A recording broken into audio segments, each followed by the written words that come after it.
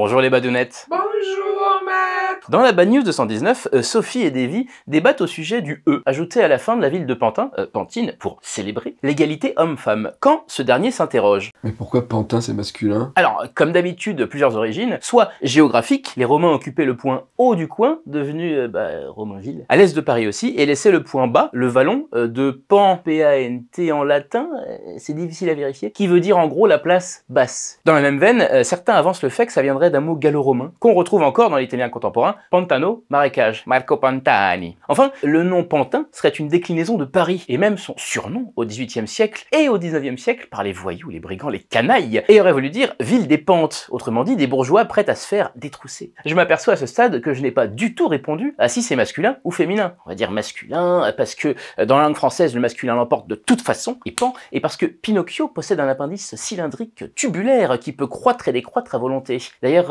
n'allez pas chercher Pinocchio Rule 34. N'allez pas chercher ça sur internet.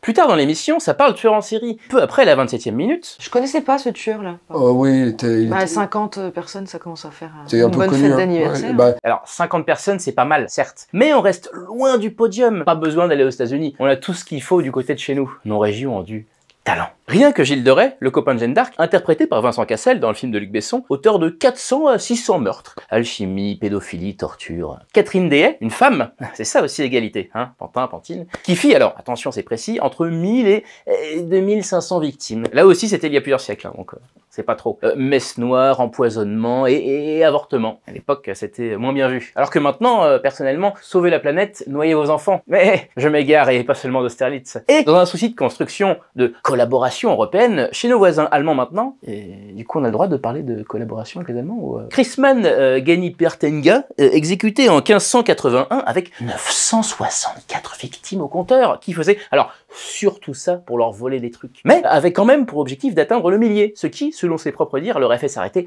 satisfait. 964, presque, c'est con hein. Qui lui en prête une ou deux? Allez, quand on est gentil, on partage. Et d'ailleurs, à propos de partage, il y a un Tipeee. Abonnez-vous. Au revoir les badounettes.